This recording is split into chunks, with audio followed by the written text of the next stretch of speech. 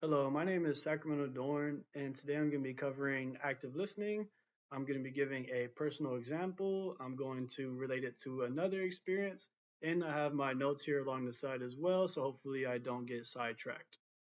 So, active listening is a skill we use every day and we rarely think about it. It's always going on in the background of our mind if we're not actively thinking about it.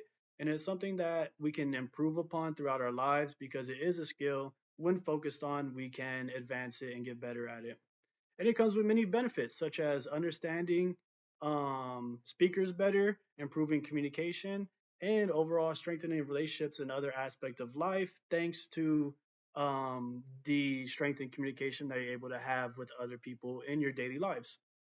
So, active listening is a process of fully listening and not just hearing the words that are being spoken to you.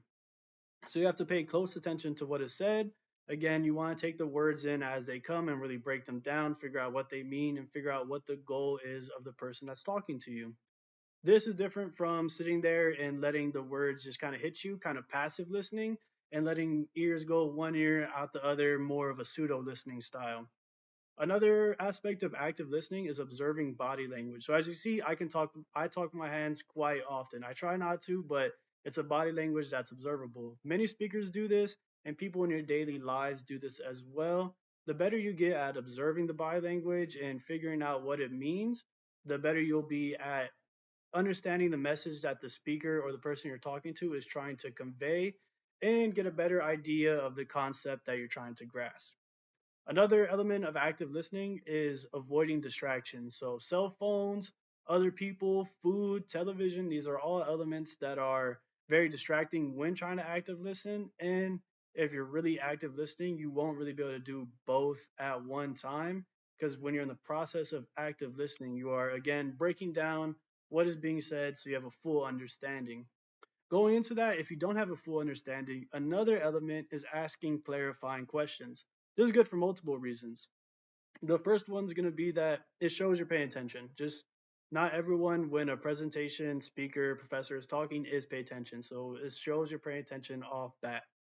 The second thing is that it shows that you're thinking deeply enough about the topic or conversation to have a question. So you may want to clarify or you may put it in your own term, paraphrasing, in order to see if you are on the right track with what y'all are talking about. And then the third thing, it shows that you care because maybe you are pay attention, maybe you are on the right track, think of it critically, but maybe you don't show that you care. If you don't do that last part, the person presenting may not be able to feel the same vibe from just you smiling and nodding. Asking the question goes the extra mile to prove how in the conversation, presentation, professor speaking you are. And then the goal is to fully understand the message being communicated. So again, it's not just hearing the words and understanding each individual word and what they mean, but rather what the speaker is trying to convey to you and what their message is overall. So from my personal experience, I had a cousin that was planning a baby shower. We were giving out tasks to everyone to do. I was tasked with music, getting a speaker, and getting the games. That's what we talked about. They agreed on games. They agreed on kind of the level of the speaker so it wasn't too quiet, everyone could hear it. And so I went to the store. They did not have the same games, which was unfortunate.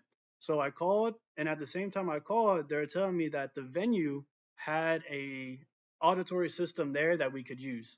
So, because I was active listening at the planning meeting, I know that I was tasked with getting the games and the speaker, but the goal is really entertainment within those provisions, like similar to those games, and the music entertainment. So, with the venue having the auditory system, that checks off that task, even if I'm not doing it the way we had planned.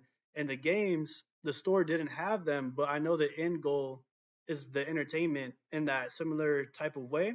So I was able to get other games that really match the same type of vibe and fulfill the same goal, even though, again, it didn't go to the same plan. And asking clarifying questions like when we were on the phone about the venue, such as like how good does it work? Does it work on iPhones? Those were clarifying questions that I was able to ask due to me active listening instead of me just getting frustrated, going to another place maybe to get the exact game and the exact speaker, even though that wasn't what was necessary. It was just kind of how we had planned it, and the plan had to change given the situation.